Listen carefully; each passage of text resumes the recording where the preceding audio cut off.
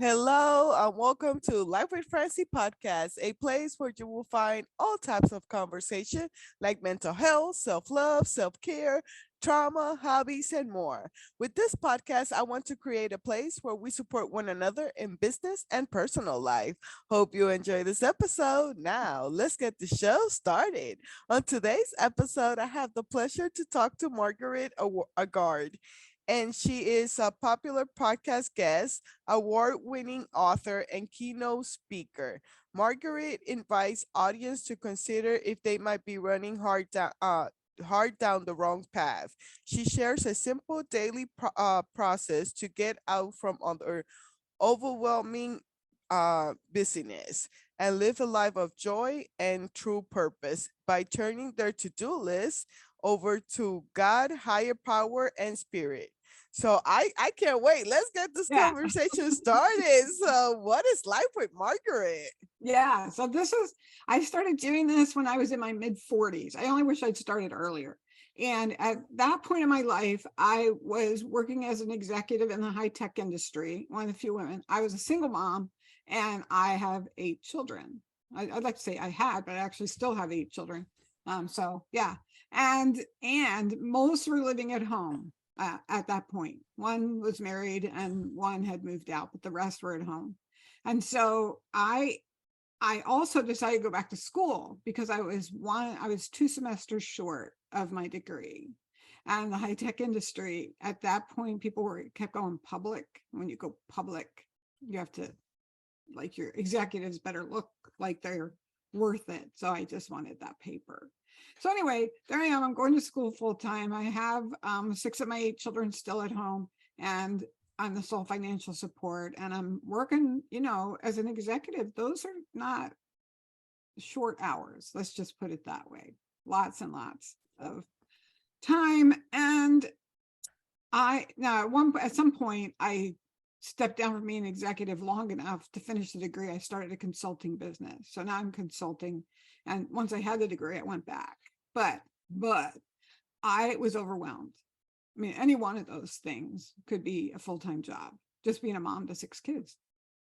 And running my own business at that point and going to school full-time.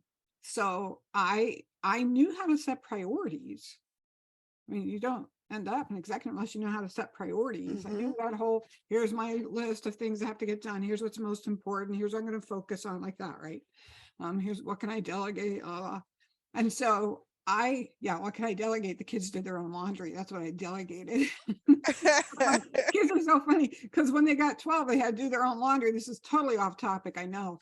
You're But fine. I remember the kids were like, the younger kids are like, well, I want to do my own laundry. I mean, so here's like this little 7-year-old climbing on top of the washing machine. So they thought it was some big deal to get to do their own laundry. Anyway, so Reverse psychology. I love it. I know. I mean, I didn't plan it. It just happened. So, but what happened is, like, in a matter of a couple of weeks, I had focused on things that I thought were priority. Like, I had a paper due in class, right?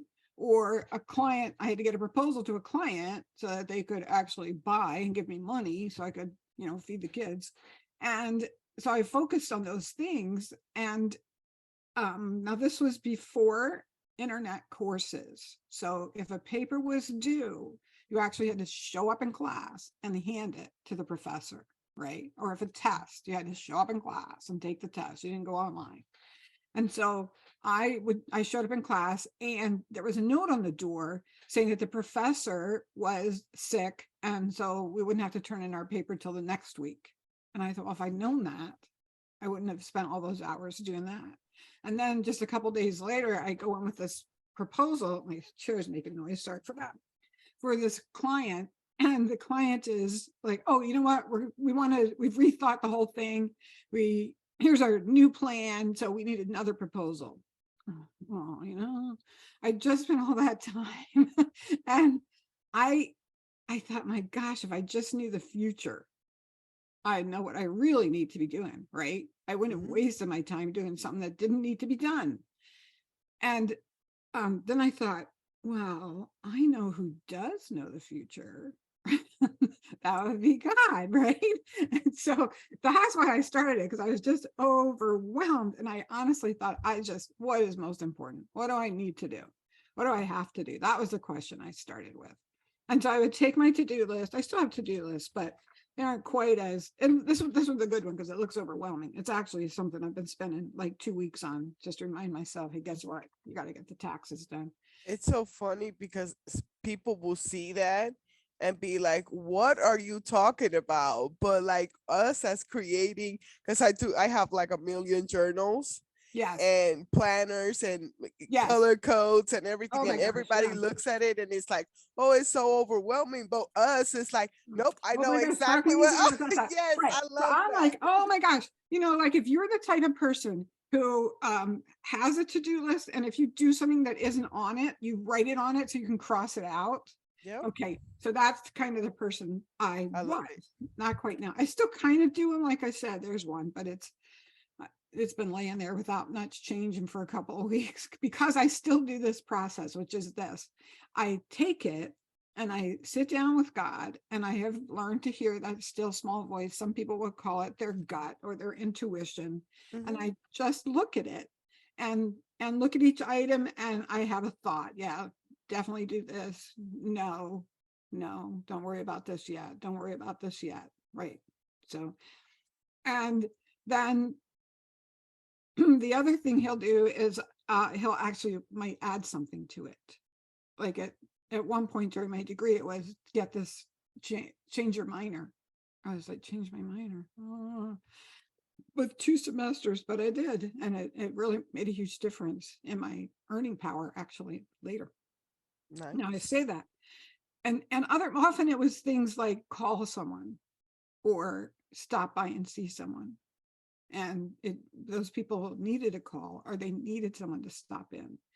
And what happened before I started this, I mean, with all that going on, I was lucky to get 4 hours sleep a night. I'd be, going to bed about midnight, getting up at 4, and I was exhausted. I was overwhelmed, and I would wake up, even going to bed at that late, I would wake up in, that fear that, oh, what didn't I get done? What am I forgetting? That way.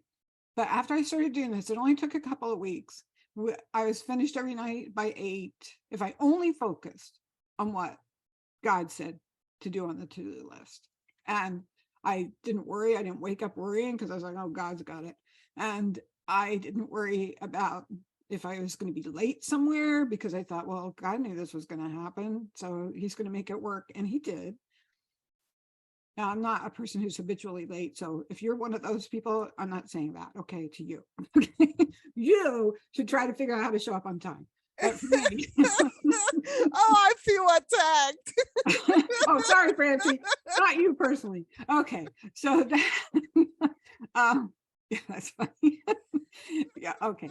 So it was so weird, because I thought, oh my gosh, I just felt so calm and relaxed, and I was much more productive. The important things I focused on got done, and a lot of things that turned out not to be important didn't get done. But even more so, as I focused doing those few little things God would ask me to do, to stop in and see someone or call him, it felt like he really did have my back, that all of a sudden something I thought I had to do, someone else would step up and do it for me, if that makes sense. Yes. That's what I saw happen. And so of course I stopped, because I thought, well, that I had to do that because I was so needy. Like, God doesn't need to be handling every single day of my life. So I'm just going to stop, because now we've got it all under control, right? Yeah. And yeah, sure. I love that for us. Yeah. And So that's like the best season when we think that we got it going on. yeah, now we got Yep. it. Okay. So then of course it all ended up worse. so, but this time, when I went back, because I actually had that question, should I be asking God about this? And of course I read scriptures, and so I was rereading the Lord's Prayer, and there's that line, thy will be done on earth the way it is in heaven. And however you want to look at it, if you just think of the universe and Yeah. however you think of it, it was, well, what do I think is happening? Do I think the angels in heaven are like busy with their own little to-do list, and every once in a while they do a shout out to God, hey, I could use some help with this?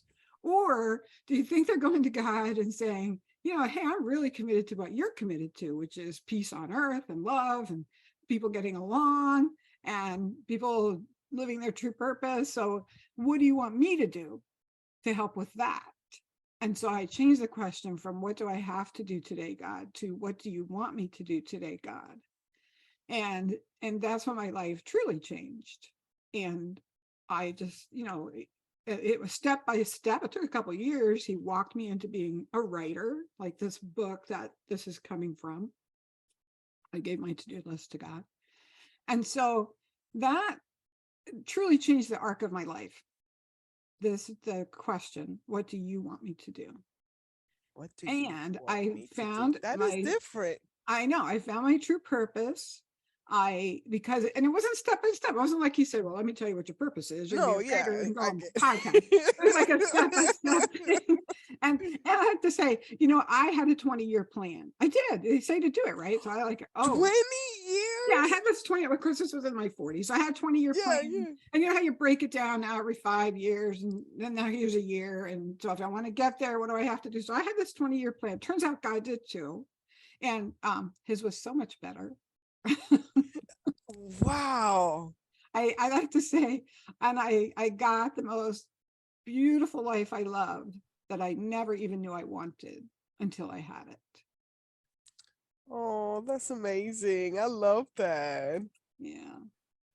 So, and it's not easy to do, Francie. It's not easy to do because Definitely not. no, I mean, and there are times still like I just spent a week and a half where I was like, I'm not talking to you. Okay, I'm just going to sit in my chair and stare. Is that all right? And because sometimes that's where I get, but mostly I'm there every night. I found out it works better to do it at night for two reasons. Yeah. I'm kind of reporting what I did, but also like a lot of type A whatever, I don't like to be micromanaged. I don't like my plans to be changed in the middle of it. And so when I do it Oh, at yeah. night, and you wake up, how you kind of wake up and you're thinking, oh yeah, and I've got this going on tomorrow. So when you get out of bed, you're like in action. You're already in action, right? And so, but by doing it at night, I already know what he wants me to do. And so I'm in action for his stuff, if that makes sense.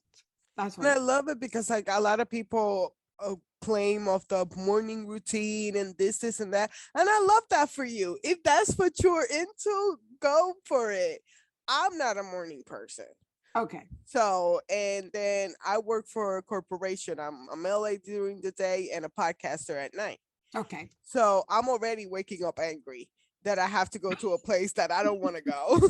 Right. Yeah. So it takes me till like 9 or 10 to be a regular human being and loving and everything else. So, Okay. but then when I come home, that's when I release everything Okay. from the day, and then I can get ready to make plans and everything else. So I love that, to have it at nighttime where you're working on your to-do list. Now, how do you release that energy of not focusing so much on your own to-do list? So it's interesting because what I've learned is that I'm doing a lot of things that don't matter. Wow. And they probably don't even matter to me. It just feels like I should be. And I'm the kind of person that if I see it, like, oh, I made photo albums for all of my children, I think, yeah, I should make photo albums for all of my children, like that, right? And then pretty soon that's on my list. And God's like, forget the photo albums for all your children. You don't have time for that right now. Okay. It's not that it's not a good thing. It's just not the best thing you could be doing. And so it's not bad for, well, to be frank, sometimes I'm real irritated when he changes my plans, but I learned something every time. I can remember once I had made a plan that I thought he would love because it had a little bit of helping people in it, like that, right? and I can remember looking at the plan and saying, here it is, here's my plan for tomorrow. And he said, that's a good plan. I was like, well, thank you. And then he said, would you mind changing it? Because he doesn't force us, right? And I thought, oh, okay, yeah, I don't mind changing it. And he said, what I want you to do is, at this point, I was actually become a massage therapist because I was tired of computers. And he said, I want you to give your husband a long massage tomorrow because he needs it. And I thought, oh, see how God is. And it was like, you know what? I need to take care of my husband too. And he is hardworking and he's very tense all the time. And so he would do things like that. And once, I'm telling you, we had an internet business for a while, which we shipped product. And I got up on a Monday and I had my list of things, and always at the top was do the orders, like, print the labels and get everything packed and ready to go. And then it was everything else. And that Monday it was like, no, don't do the orders. And I thought, hey, let me tell you, I don't know how things work in heaven, God. The way they work here on the earth is if you say you're going to ship next business day, you ship next business day. That's integrity. Just letting you know. And so I went ahead and did them. And my day was just a mess the rest of the day. But then I got to the post office, and federal holidays, the post office is closed on Monday. And I had forgotten it was a federal holiday. So I showed up to a closed post office. Like, you would not believe it happens a lot. Yeah. So there you are. It was, yeah. So there you are, Francie. It was like, so I learned he really does get it. He does know what I have to do. He never says, let your house turn into a pigsty. There's always time. But, you were talking about going to work. And I remember one woman saying to me, I have to do laundry. And she had a big family. And she had 14 kids and all very intelligent. Like her mom worked on the space program. And so she took that to God, and he said, do what you have to do. But whatever you do today, do it with kindness. And I can remember a woman who is a librarian writing a story about how she had said, like, I'm not Mother Teresa, I'm just in the library. What can I do? And it was a very similar answer to her. He said, just smile at people today. Yeah. So, he works with us where we are. But what I really love about this is finding my purpose, that kind of slow, gradual change. It wasn't like, here I am in the computer industry, and now here I am writing books and being on podcasts. It was a couple of years transition where he step by step me through it. Yeah. Yeah, that's awesome. Yeah, can you tell us more about this book? Oh, the book. Oh, all right. Well, I do. So it actually came from writing online. It wasn't a blog. When I started doing this, it was around the year 2000. I don't even think WordPress existed. And I was writing, and the thought came, write your life on the internet. And I was like, I don't know. So I tried a half a dozen ways what to do. I knew how to do a web page and stuff. And it was, and then I came across a site called Open Diary, which still exists, by the way. And it's a private diary site where you can write, but you can read other people's. You can read other people's if they let you, but it's not out there for the whole public to read. Okay. And so make a note on that one. yeah. And so I wrote these stories as they happened. I'd say, okay, so I got up and I prayed and I asked God, and this is what I did today. And here's what happened. And so, or, like, oh my gosh, I really didn't want to do what he told me to do, but here's what happened. And it's just, and so as I wrote all these stories, after about 2 years, he said, now I want you to make a book of this. And that book, he said, I want you to take the best stories, the ones that really show what it's like to do this, and put them all in a book, which I did. And that is the book, In His Footsteps. I gave my to-do list to God.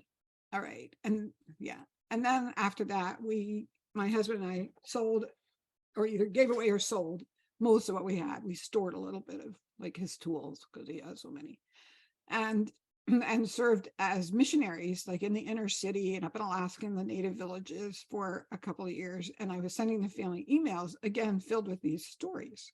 And so that's the second book. And the third book I just finished. So, oh my gosh, it feels like, thank goodness. I thought I'd never finish that book. It took 10 years. But they're inspirational memoirs is what you would call them. And so as I share the stories, like I share here about the, um, doing the orders, I didn't have to do the orders. Or there's the story I like to share about, the story, the prayer that changes all relationships, Mm. usually for the better. And at that point, I had a 15-year-old son who was the most obnoxious, arrogant, critical. And he's like 6'4" and lettering in all these sports in high school, or, and just, if I said we couldn't do something because money was tight, he'd be like, you shouldn't have had all these kids. And since he was number 7, he'd be like, well, then you wouldn't be here. Like, like, you should have thought it through before you did this. Well, okay, nice, son. Good luck with your life. But so I went to God and I said, I love him because he's my son, but I don't Yeah. really like him much right now. Teenagers are a different breed. And 15 is as bad as it gets. Like, that's what I say. 15 is as bad as it gets. I sort of like this downhill, and then there's this uphill. So Yep. if you've got a good 15-year-old, yay. So anyway, so I prayed that. God said, I want you to pray to see him like I see him. And this is a prayer I use all the time now. And so I prayed, help me to see this son, Daniel, the way you see him. And a short while later, I was at my mom's house, and she had a bunch of women's magazines next to her couch, because again, pre-internet. Well, we had the internet, but not that way.